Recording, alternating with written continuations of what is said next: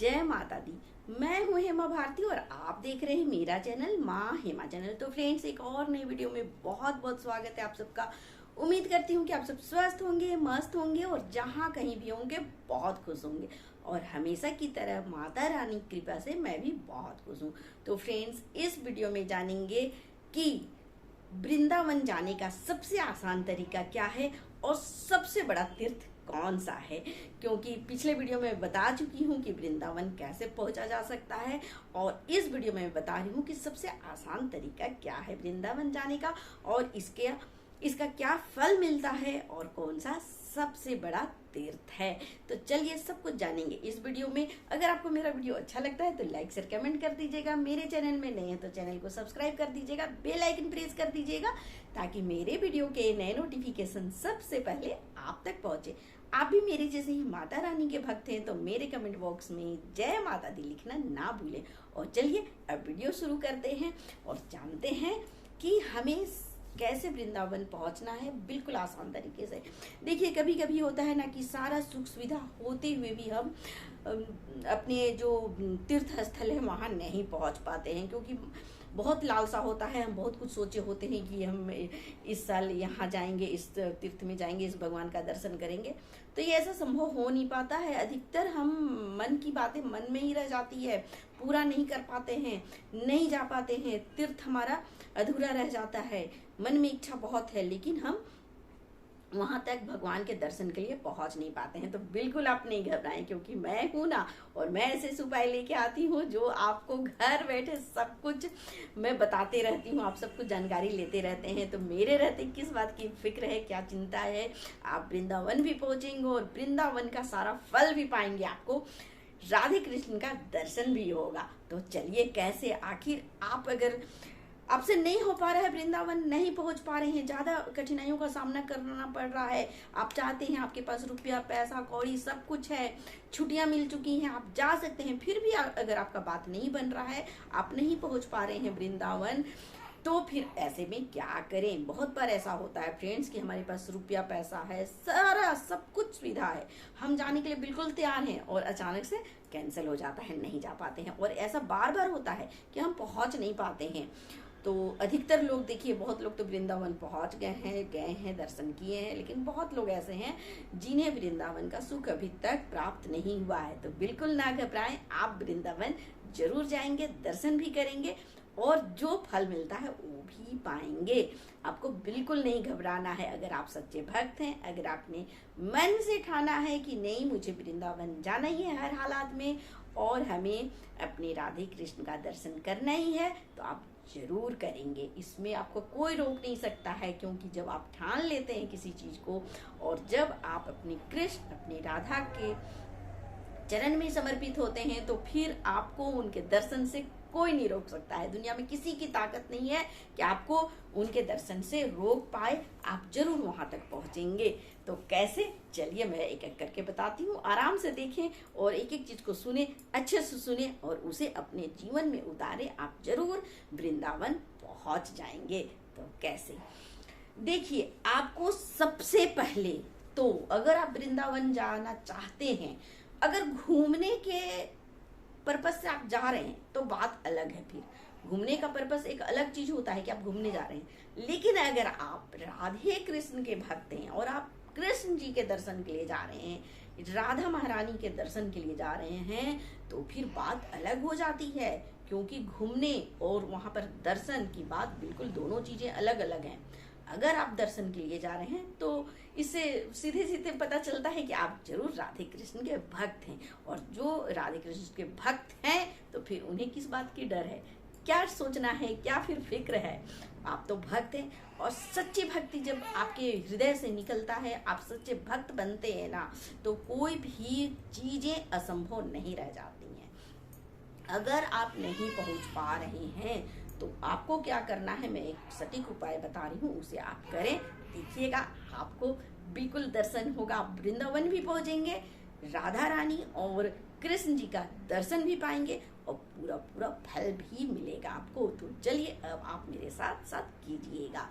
क्या करना है मैं आपको बताती हूँ। सुबह सवेरे आपको जल्दी उठना है। अब आप देखिए वृंदावन के लिए तैयार होने जा रहे हैं, तो दिल थाम के बैठिए। आप कैसे बिल्कुल आसान तरीके से वृंदावन पहुंच रहे हैं, देखिए सुनिए और अब पहुंच जाइएगा आप सीधे सीधे वृंदावन। तो चलिए सुबह सवेरे जल्दी आपको उठ जाना है, और उठने के बाद आप स्नान आदि कर लीजिए अच्छे से। अगर हो सके तो गंगा स्नान करें, क्योंकि अभी तो वृंदावन पहुंच करके जमुना स्नान भी तो करना है। तो सर्वप्रथम आप गंगा स्नान कर लीजिए, और अच्छे से मन में जब आप उठे हैं और जब स्नान आदि कर लिए हैं, गंगा स्नान हो गया है आपका, तो आप फूल अक्षत ले करके बैठे मंदिर के पास, और आप संकल्प ले कि हे कृष्ण, हे राधा महारानी, मुझे आपके दर्शन करना है। किसी भी हालत में आज मुझे आपका दर्शन करना ही है, मुझे वृंदावन पहुंचना ही है। बस मुझे आप वृंदावन बुला लीजिए और मुझे अपना दर्शन दे, और मुझे सारे फल दीजिए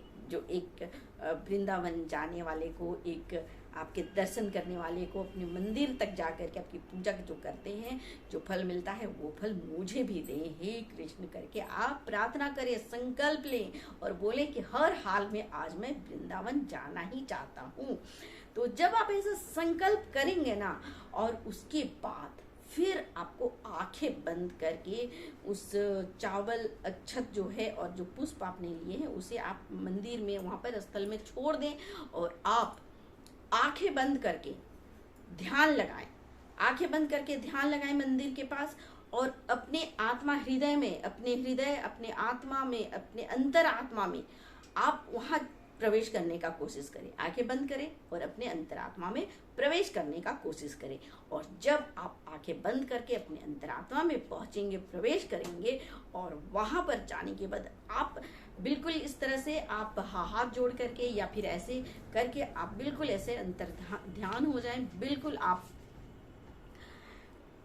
आंखें बंद कर लें या खुला रखें, लेकिन आपको अपने अंतर आत्मा में पहुंचना है। आप इस तरह से आंखें बंद करें और अपने अंतर आत्मा में पहुंचे, और पहुंचने के बाद या आप जोर से बोलिए या अपने मन में बोलिए, बस आपको बोलना है कि हे प्रभु, मैं जोर से बोल रही हूँ ताकि आप लोग को समझ में आए। और फिर आप बिल्कुल इस तरह से मन में देखते हुए आप जैसे ही आप बोलेंगे कि हे प्रभु, हे राधा महारानी, हे मेरे कृष्ण, मुझे वृंदावन जाना है, हे कृष्ण मुझे वृंदावन जाना है, मुझे वृंदावन ले चलिए, मुझे आपके दर्शन करने हैं, मुझे आपको देखना है बस। और मेरा जीवन का और कुछ लक्ष्य नहीं है, बस वृंदावन जाना है, वहां रहना है और वहां आपके दर्शन करना है, आपकी लीलाओं को देखना है।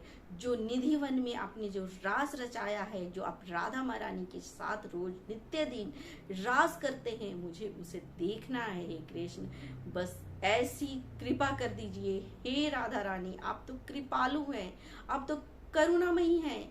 आपका दिल तो बस मोम के जैसे पिघल जाता है अपने भक्तों के लिए।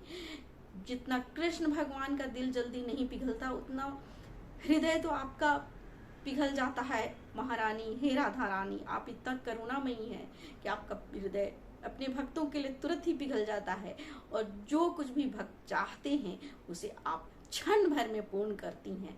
तो बस मुझे ये आप आज मेरी इस इच्छा को पूरा करें कि मैं वृंदावन पहुंच जाऊं, और वहां जाकर के आप दोनों के, मैं वहां निधि वन के जो भी रास है उसे मैं देख पाऊं, अपने नेत्रों से आपके और प्रभु के दर्शन कर पाऊं। ये वरदान दीजिए, ये मेरी इच्छा को पूर्ण कीजिए हे महारानी, हे राधा रानी, हे कृष्ण। बस इतनी सी मेरी इच्छा है कि मैं वृंदावन जाऊं और आप दोनों के दर्शन करूं मंदिर में जा कर के, और मुझे सारा सुख प्राप्त हो जो एक राधा कृष्ण को दर्शन करके पाते हैं, वैसा ही सुख मुझे दीजिए हे कृष्ण। इतना कृपा कर दीजिए हे राधा रानी, इतना कृपा करें हे करुणा की सागर, हे करुणामयी कृपा निधान, हे कृष्ण इतना कृपा करें। जब आप इस तरह से बोलेंगे अपने अंतर आत्मा में जा करके, तो देखेंगे आप क्या देखेंगे। अब मैं आपको बताती हूँ कि आप देखेंगे कि आप जो हैं वो साक्षात बिल्कुल आसान तरीके से वृंदावन पहुंच चुके हैं। वहां अब आपको दिखाई देने लगेगा कि काली काली यमुना मैया बहुत ही धीमी गति से धीरे धीरे हौले हौले उनकी लहरें बह रही हैं, और वहां पर नौकाएं हैं, हंसों का जोड़ा है, और बहुत ही रंग बिरंगे कमल के पुष्प खिले हुए हैं। ऐसा आपको नजारा दिखने लगेगा। अब आगे देखिए और क्या क्या नजारा दिखता है। आप देखेंगे कि उस यमुना नदी के किनारे किनारे असंख्य पुष्प खिले हुए हैं, रंग बिरंगे पुष्प। जहां अगर गेंदा के फूल हैं तो रंग बिरंगे गेंदा के फूल से वहां सज रहा है जमुना के किनारे।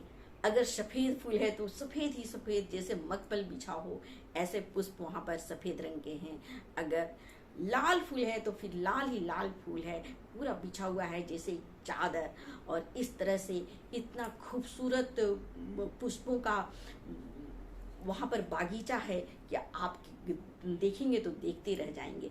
और फिर वहां पर इतनी मतलब खूबसूरत, इतनी सुंदर सुगंध आएंगी ना कि वो जो फूल जो हैं वो जो हवाओं से लहरा रही हैं, तो उससे एक इतना सुगंध वातावरण हो रहा है जो आप महसूस करने लगेंगे। यहाँ पर घर बैठे आपके अंतर आत्मा से वो खुशबू जो आएगा ना, वो चारों तरफ फैल जाएगा, और बस आप इतना मतलब ऐसा महसूस करेंगे ना कि बस जैसे अभी अभी खुशबू वो आप महसूस कर पाएंगे, ऐसे आपको खुशबू आएगी। और चारों तरफ वातावरण, ठंडी ठंडी हवाएं। अगर आप रात का चाहेंगे दृश्य देखना तो रात का चांदनी रात, शरद ऋतु की चांदनी रात, या फिर बसंत ऋतु की मनमोहक सुबह की का नजारा अगर आप देखना चाहेंगे तो वो भी आपको दिखाई देगा। और जब ये सब देखेंगे उसके बाद फूलों की खुशबू, हवाएं, लताएं, यमुना मैया की लहरें, और इन सब के साथ साथ आपको दिखाई देगा एक पुष्पों का बहुत ही सुंदर मंडप, जहां पर एक पुष्पों का झूला लगा हुआ है। और पुष्प का झूला जो है वो बस झूल रहा है। जब आपकी नजरें झूले में पड़ेंगी और जब झूले को आप देखेंगे तो देखेंगे कि झूले में हमारे राधा रानी जो है, हमारी राधा रानी वो बैठी हुई है, विराजमान है। और वो ऐसे वैसे विराजमान नहीं है। जब उन्हें आप देखेंगे तो पहले तो आपको सिर्फ उनका चरण ही नजर आएगा। जब आप चरण देखेंगे ना तो आपको एक रोशनी दिखाई देगा, लाखों करोड़ों, ऐसे जैसे कि सूर्य की रोशनी हो, लाखों चंद्रमा, लाखों नक्षत्र आ गए हों, ऐसे आपको मतलब दिखाई देगा रोशनी, जैसे कि आप बिल्कुल चकाचौंध हो जाएंगे, आपकी आंखें मतलब एकदम चौंधिया जाएंगी। और जब धीरे धीरे आपको दर्शन होगा तो देखेंगे कि वो राधा रानी का चरण है। और राधा रानी का चरण है तो फिर वो ऐसे नहीं रहेगा, लाल लाल महावर से उनके चरण जो हैं वो खिल रहे हैं, लाल लाल महावर के चरण, और उनके नख जो हैं वो सुनहरे रंग के हैं, जिनकी ज्योति जो है, जिनकी रोशनी जो है, जिनकी किरणें जो है सो दूर दूर तक फैली हुई है। आपको ये दर्शन होगा। और अब इस चरण को आप देखेंगे कि इस चरण के नीचे बैठे हुए हैं आपके कृष्ण जी, हमारे कृष्ण जी, हम सब के कृष्ण बैठे हुए हैं राधा रानी के चरणों में। और बस इतना ही नहीं, उस चरण को अपने नाजुक कोमल हाथों से वो उस चरण को दबा रहे हैं। और जब वो दबा रहे हैं कृष्ण भगवान ना, तो राधा रानी बिल्कुल ऐसे मतलब उनका दृश्य है, उनका मुखमंडल जब आप देखेंगे ना तो देखते रह जाएंगे कि जब जैसे जैसे कृष्ण उनके चरण दबा रहे हैं वैसे वैसे राधा रानी बिल्कुल व्याकुल हो रही हैं। और उनके नेत्रों से वो प्रेम, वो स्नेह झलक रहा है ना कि जब आप वो देखेंगे तो फिर दुनिया में आपको कुछ भी देखने की इच्छा नहीं रह जाएगी। ये दृश्य आपको घर बैठे दिखेगा अगर आप साफ सुथरे दिल के हैं, आपके दिलों में छल कपट नहीं है, आप सच्चे भक्त हैं, और आप सचमुच अगर आप कृष्ण और राधा के दर्शन करना चाहते हैं तो आपको ये घर बैठे दृश्य दिखने लगेगा। और ये बिल्कुल आसान तरीका है, आपको किसी भी कहीं भी आपको जाने की जरूरत नहीं है। आप घर बैठे आप वृंदावन के दर्शन कर सकते हैं, वो दृश्य आप देख सकते हैं जो वृंदावन जा करके भी छल कपट लेकर के जाते हैं, घूमने के पर्पज से जाते हैं, वहां पर जाके भीड़ लगाते हैं, होड़ लगाते हैं, और न जाने कैसे कैसे हरकत करते हैं जा करके, और वो जो मूर्तियों का दर्शन करते हैं, साक्षात दर्शन नहीं कर पाते हैं, सिर्फ वो मात्र पत्थर को वो देखते हैं, उससे लाख गुना दर्शन, अच्छे दर्शन आप पाएंगे। साक्षात राधा रानी को और कृष्ण जी को आप अपने नेत्रों से देख पाएंगे। और जब आप इस दृश्य को देख लेंगे तो फिर इसके बाद आपकी सारी इच्छाएं समाप्त हो जाएंगी। इसके बाद किसी चीज को देखने की जरूरत नहीं रहती है। ये सुंदर दृश्य देखने के बाद कौन सा सुंदर दृश्य देखने की इच्छा रह जाएगी अपने जीवन में, क्योंकि हम राधा कृष्ण के साक्षात दर्शन कर लेते हैं, और वो भी उनके चरण के दर्शन, उस चरण के दर्शन जिसे कृष्ण जी दबा रहे हैं। और कृष्ण जी जब पांव दबाते हैं ना राधा रानी के, तो कृष्ण जी के नेत्रों से अश्रु झरते हैं, मोतियां झरती हैं, अश्रु निकल रहे हैं, मोती झर रहे हैं उनके नेत्रों से, और वो रो रहे हैं और उनके चरण दबा रहे हैं। और जब इस तरह से चरण दबाते हैं हमारे श्री कृष्ण, तो फिर राधा रानी कहाँ रहने वाली है। उनके नेत्रों से ऐसे प्यार झलकता है, ऐसे प्रेम झलकता है, और उनके आंखों से भी, उनके नेत्रों से भी इसी तरह से आंसू के मोती जो हैं वो झरने लगते हैं। वो कहाँ फिर ठहरने वाले हैं राधा रानी के नेत्रों में अश्रु, अब वो भी नहीं रुकने वाले हैं राधा रानी के नेत्रों में, वो भी बह जाना चाहते हैं, रुकना नहीं चाहते हैं, और फिर वो बहते हैं। और बह बह करके मतलब वहां पर मतलब दोनों रो रहे हैं, कृष्ण भी क्या नेत्रों से अश्रुधारने चल रहे हैं, और राधा रानी हमारी महारानी के नेत्रों से भी अश्रु निकल रहे हैं। दोनों रो रहे हैं, दोनों के आंसू निकल रहे हैं, और दोनों एक दूसरे के प्रेम में बस व्यस्त हैं दोनों, और उन्हें कुछ भी नजर नहीं आता है, प्रेम के अलावा उन्हें कुछ नहीं दिखता है। और ऐसा प्रेम जो निस्वार्थ है, जिसमें कोई भी कामना नहीं है, कोई भी काम नहीं है, क्योंकि यहाँ पर जब ये दोनों का प्रेम होता है तो यहाँ काम जो है, कामदेव जो हैं, वो साक्षात नतमस्तक हो जाते हैं, और वो खुद झुक जाते हैं और बोलते हैं कि हे राधे, हे कृष्ण, ऐसा प्रेम मैंने देखा नहीं है, मेरा यहाँ पर कोई काम नहीं है। और वो नतमस्तक होकर के प्रणाम करते हैं, और ये काम यहाँ पर खुद मतलब दंडवत हो जाते हैं, वो भी झुक जाते हैं। तो यहाँ पर काम का कोई काम नहीं रह जाता है, क्योंकि वो तो हम साधारण लोगों के प्रेम में होता है कि वो काम उत्पन्न होता है और हम उसे तृप्त होना चाहते हैं। ये जो हमारे राधा कृष्ण के प्रेम में ये नहीं है। और जो राधा कृष्ण से प्रेम करता है ना, उन्हें भी इनका जरूरत नहीं होता है, उनके सामने भी जो काम है ना, वो आकर के नतमस्तक होता है। तो ये था वृंदावन के दर्शन, और वृंदावन के में साक्षात राधे कृष्ण जी का दर्शन, और उस दर्शन को पाकर के आप असीम फल पा सकते हैं। वो फल पा सकते हैं जो आप लाखों करोड़ों पुण्य करके भी आप नहीं पा सकते हैं। तो इस तरह से आप वृंदावन आसान तरीके से पहुंच सकते हैं, और आप इसे करके जरूर देखें। आपको ऐसे इस दर्शन के बाद आपके जीवन में ऐसे चमत्कार होंगे ना, जो आप कभी सोचे भी नहीं होंगे सपने में, ऐसे चमत्कार होने लगेंगे। हर एक चीज आपको पाना बिल्कुल आसान हो जाएगा, हर चीज आप पाने लगेंगे, हर सुख सुविधा, हर चीज। बोलने और कहने की जरूरत कहाँ रहेगी, वो तो राधा रानी सब कुछ जानती हैं, और हर इच्छा आपकी पूर्ण होने लगेगी। तो चलिए फ्रेंड्स, उम्मीद है कि आप वृंदावन के अच्छे से दर्शन कर लेंगे, और इसी तरह से अच्छे वीडियो देखने के लिए मेरे वीडियो को देखते रहें।